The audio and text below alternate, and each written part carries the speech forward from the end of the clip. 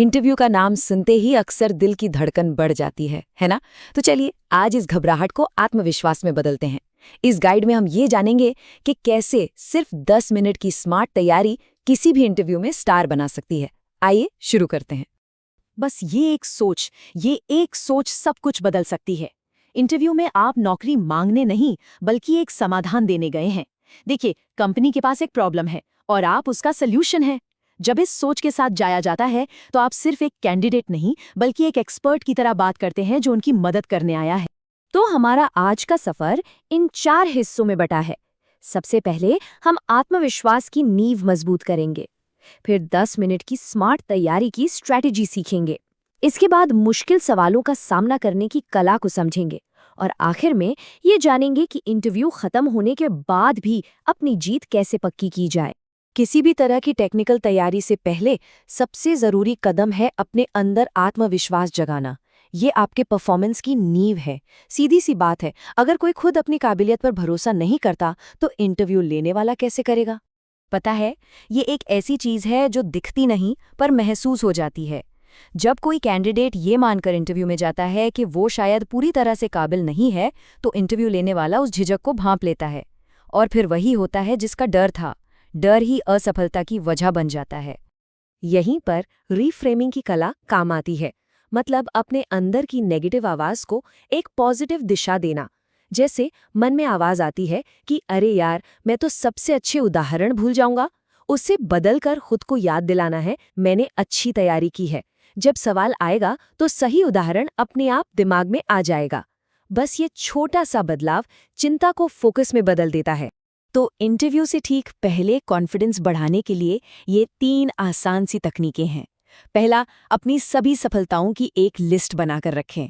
दूसरा, कुछ पावरफुल लाइनें दोहराएं, जैसे मैं इसके लिए तैयार हूं। और तीसरा, मन ही मन में एक सफल इंटरव्यू की तस्वीर देखें। ये छोटे छोटे कदम दिमाग को जीत के लिए तैयार कर देते हैं। घंटों की रिसर्च नहीं, अब उसे भूल जाइए। अब हम एक ऐसी फोकस तैयारी की बात करेंगे जो कम समय में ज्यादा से ज्यादा असर डाले। ये स्मार्ट काम करने के बारे में है, ना कि सिर्फ कड़ी मेहनत करने के। किसी भी जॉब डिस्क्रिप्शन को सिर्फ 2 मिनट में समझने के लिए 3S सिस्टम का इस्तेमाल करें।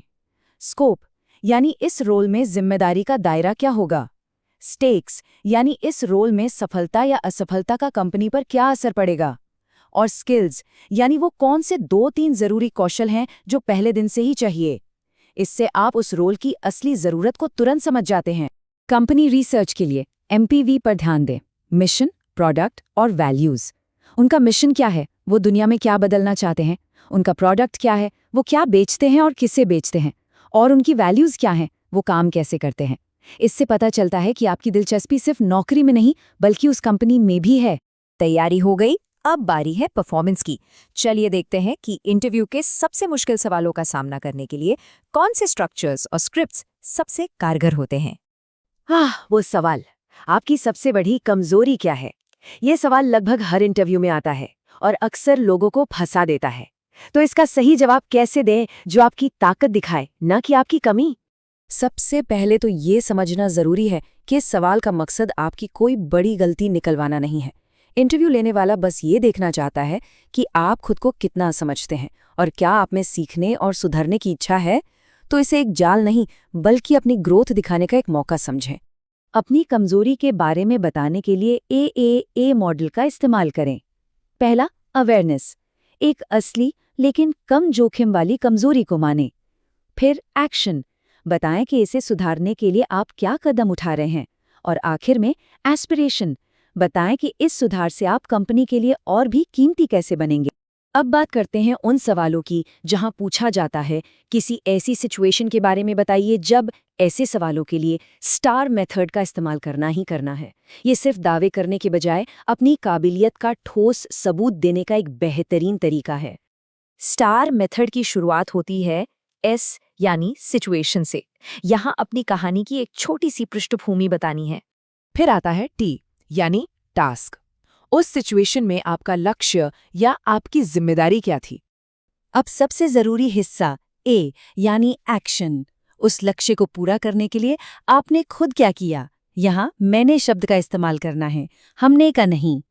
और आखिर में आर यानी रिजल्ट। आपके काम का नतीजा क्या निकला, हो सके तो नंबरों में बताएं, और ये भी कि उस अनुभव से क्या सीखा। बस इस तरह आपकी कहानी पूरी और असरदार बन जाती है। ओके, तो इंटरव्यू खत्म हो गया, काम खत्म? बिल्कुल नहीं। असल में यहीं से असली प्रोफेशनल्स खुद को बाकियों से अलग करते हैं। चलिए देखते हैं कि इंटरव्यू के बाद क्या करना है ताकि करियर में आगे बढ़ना पक्का हो।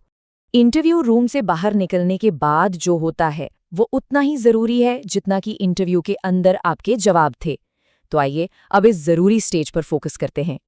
एक अच्छा सा थैंक यू नोट सिर्फ एक थैंक यू नहीं होता, ये एक स्ट्रेटेजिक मूव है। इसे 24 घंटे के अंदर भेजें।